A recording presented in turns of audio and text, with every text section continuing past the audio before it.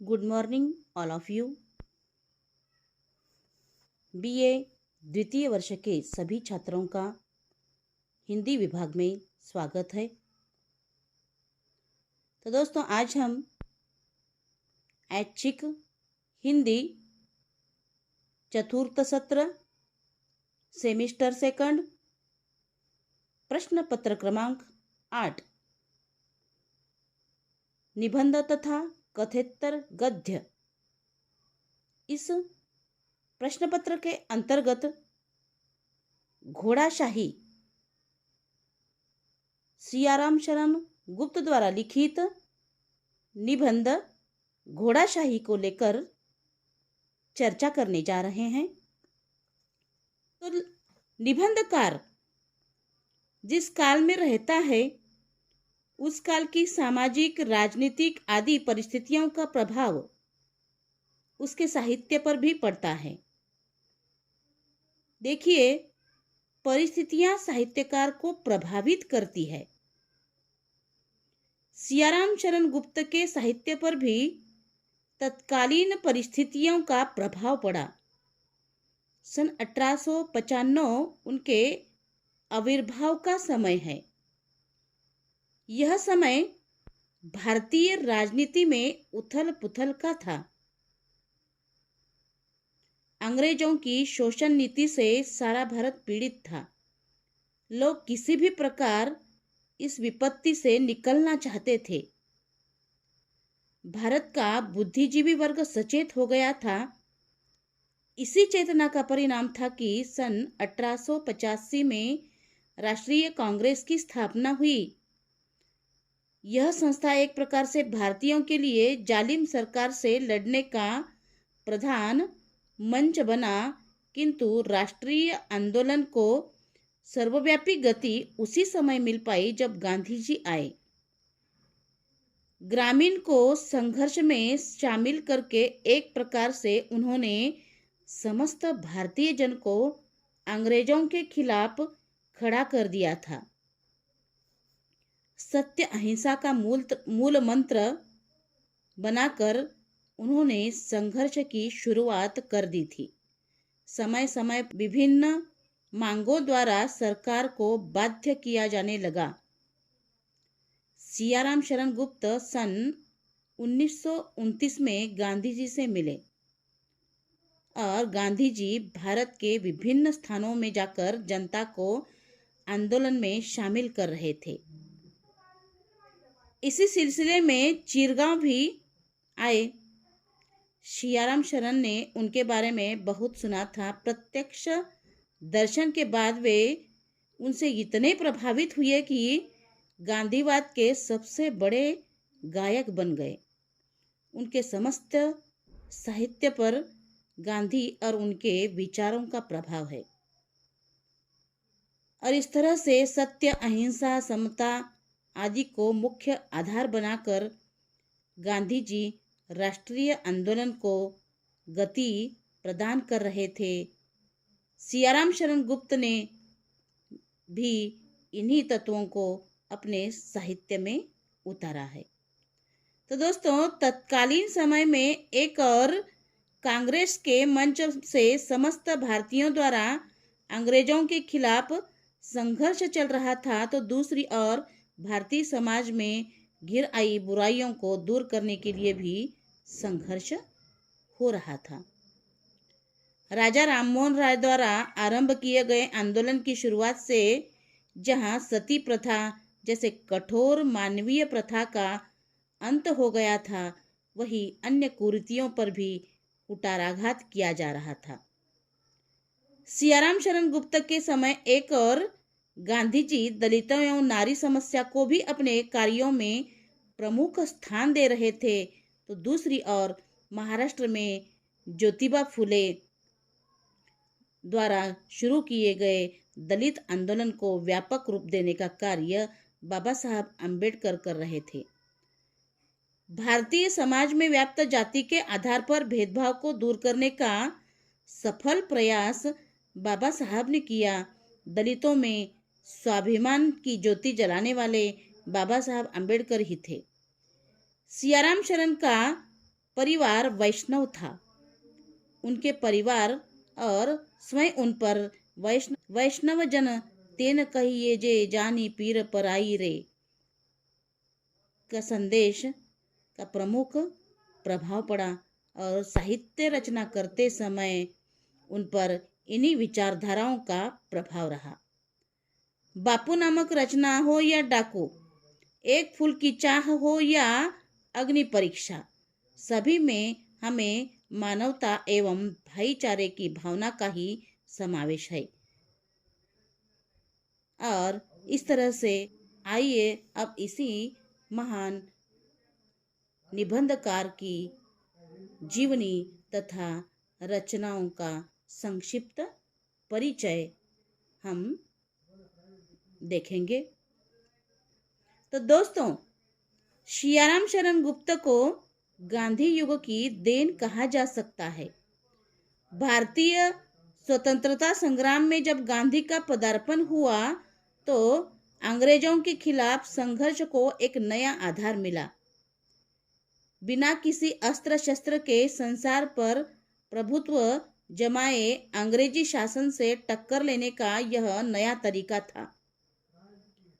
उस समय के लोगों के लिए यह एक हास्यास्पद सी घटना लगी थी, लेकिन इसी शक्ति ने भारत से विदेशी सत्ता को समाप्त किया। गांधी जी के इसी अहिंसात्मक आंदोलन को कई भारतीय साहित्यकारों ने अपने साहित्य के माध्यम से चलाया। इनमें प्रमुख थे सियाराम शरण गुप्त। तो दोस्तों, सियाराम शरण गुप्त जी का जीवन परिचय हम देख रहे हैं। उत्तर प्रदेश में बुंदेलखंड क्षेत्र में चिरगांव झांसी में एक संपन्न परिवार था। इसी व्यापारी परिवार में सेठ रामचरण जी के यहाँ 2 पुत्रों का जन्म हुआ। एक का नाम था मैथिली शरण गुप्त तथा दूसरे का नाम सियाराम शरण गुप्त था। इसी दोनों बंधुओं ने अपनी साहित्यिक रचनाओं द्वारा न सिर्फ हिंदी साहित्य के भंडार को समृद्ध किया, बल्कि तत्कालीन राजनीतिक एवं सामाजिक आंदोलनों में सक्रिय भूमिका निभाई। मैथिली शरण गुप्त तो राष्ट्र कवि बने, किंतु उनके अनुज ने भी कम ख्याति नहीं अर्जित की। तो दूसरा भाई सियाराम शरण गुप्त, तो ऐसे महान साहित्यकार कवि मैथिली शरण गुप्त जी के दूसरे भाई सियाराम शरण गुप्त का जन्म 4 सितंबर सन 1895 में ईस्वी सन को हुआ था। सियाराम शरण की उम्र जब 8 वर्ष की थी तभी उनके पिता का निधन हो गया।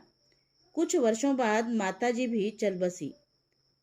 ऐसी अवस्था में बड़े भाई मैथिली शरण गुप्त ने ही उन्हें सब प्रकार से संभाला। बचपन में ही उनकी शादी हो गई थी। सन 1922 में पत्नी भी गुजर गई। इन घटनाओं का कवि के जीवन पर व्यापक प्रभाव पड़ा। सियाराम शरण को श्वास रोग की बीमारी थी, जिससे वे सदा परेशान रहे। इन कठिनाइयों के बावजूद गुप्त जी का लेखक मन सदा स्वस्थ और क्रियाशील रहा। सियाराम शरण की प्रारंभिक शिक्षा चिरगांव में ही हुई। घर की कठिनाइयों के कारण पढ़ाई आगे नहीं हो पाई। धार्मिक प्रवृत्ति के कारण वे संस्कृत के धार्मिक ग्रंथों का अध्ययन किया करते थे। सरस्वती पत्रिका द्वारा उन्हें लेखक की प्रेरणा हुई। इसी पत्रिका में उनकी रचनाएं भी छपी। बांग्ला भाषा के प्रति उनकी विशेष रुचि थी। रविंद्रनाथ ठाकुर से वे विशेष रूप से प्रभावित थे। गांधी जी से संपर्क के बाद उनका समस्त साहित्य गांधीवादी विचारधारा से युक्त होकर ही रचा गया। वे अपने बड़े भाई की सदा सेवा करते रहे। सक्रिय राजनीति में न जाकर साहित्य द्वारा ही राष्ट्रीय आंदोलन के प्रेरणा स्रोत बने रहे। 29 मार्च सन 1963 को इस महान निबंधकार का देहांत हो गया। इनकी साहित्यिक रचनाएं हैं। सियाराम शरण ने सन 1914 से काव्य रचना शुरू की थी और 1963 तक लगातार लिखते रहे। उन्होंने काव्य के अलावा उपन्यासों, निबंधों तथा कहानियों की भी रचनाएं की। तो आइए एक एक को सिलसिलेवार रूप में जाने। काव्य ग्रंथ है मौर्य विजय, अनाथ, ध्रुवादल, विषाद, आद्रा, आत्मोत्सर्ग, पाथेय, मृण्मयी। उपन्यास है गोद, अंतिम आकांक्षा, नारी। काव्य नाटक है उन्मुक्त, गोपिका। नाटक है पुण्य पर्व। तो निबंध संग्रह है झूठ सच। कहानी संग्रह मानुषी। तो दोस्तों, घोड़ाशाही यह सियाराम शरण गुप्त के निबंध संग्रह झूठ सच में इस संग्रह से लिया गया निबंध है। झूठ सच में केवल 28 निबंध संकलित है। उसमें से एक निबंध घोड़ाशाही यह है। इसमें आधुनिक युग में मशीन प्रयोग के दुष्परिणामों पर प्रकाश डाला गया है। मध्यकाल में अश्वमेध सेना के बल पर विजय प्राप्त की जाती थी। वहां प्राचीन भारत की सभ्यता में वह निर्भयता और स्वतंत्रता का प्रतीक है। परंतु सामंतशाही युग में कई घुड़सवार सेनाओं ने हिंदुस्तान पर आक्रमण कर सामान्य जनता को लूटा और रौंदा। औरतों, बच्चों पर अन्याय, अत्याचार कर उनका शोषण और दमन किया गया। यह आक्रमण पशुता का था, जो निंदाजनक है। परंतु आधुनिक काल में यही कार्य मशीनों द्वारा किया जा रहा है। यह नया घोड़ा है इंजन, और यह नया युग है घोड़ाशाही का। ये मशीनें या इंजन बहुत आकर्षित या सम्मोहित करने वाले हैं।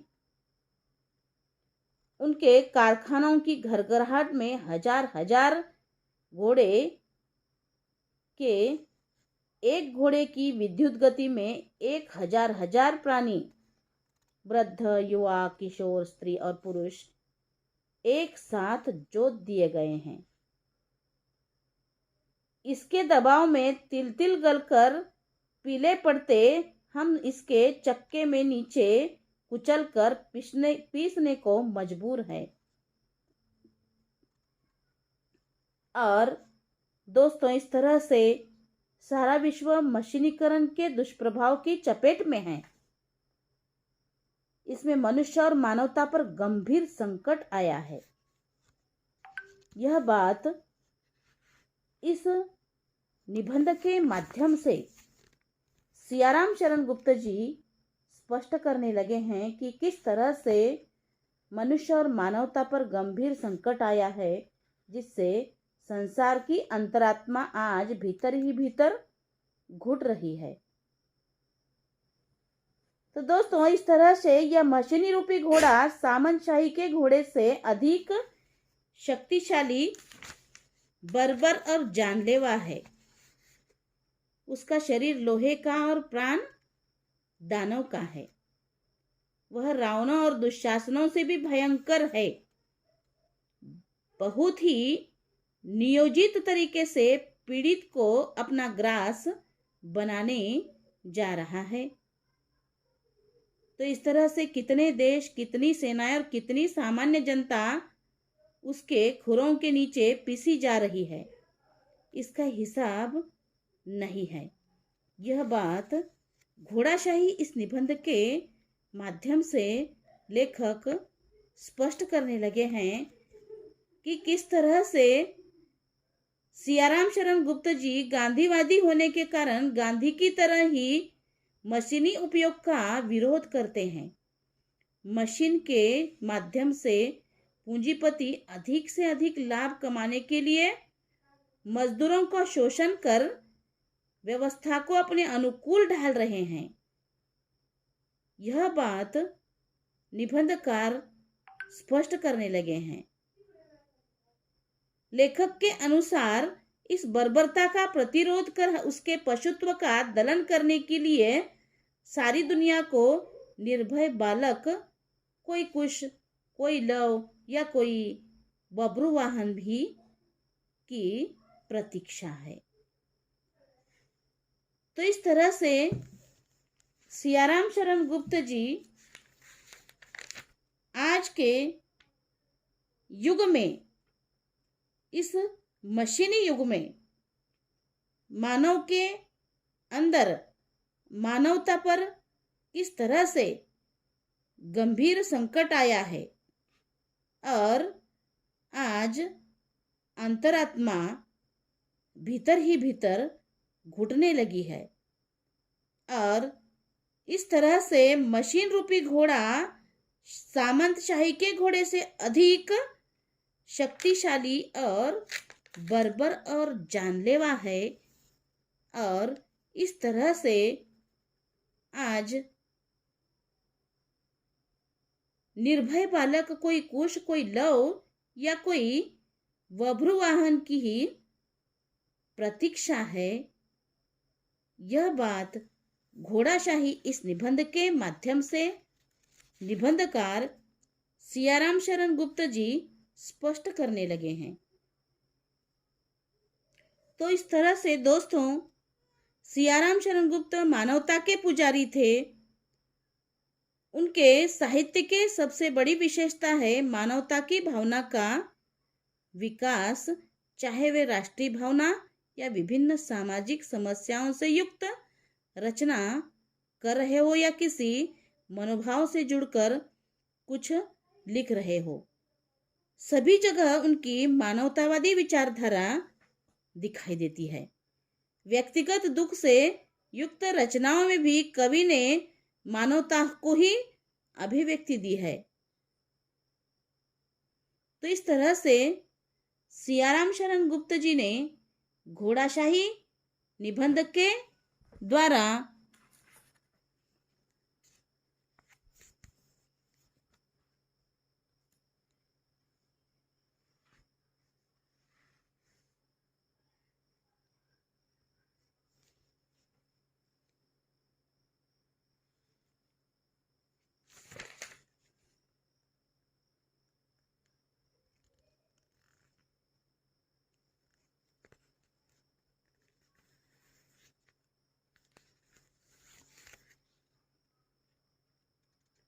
इस बर्बरता का प्रतिरोध कर उसके पशुत्व का दलन करने के लिए सारी दुनिया को इस तरह से लव और कुश की आवश्यकता प्रतीत करने लगे हैं या लव और कुश की प्रतीक्षा है, यह स्पष्ट करने लगे हैं। धन्यवाद।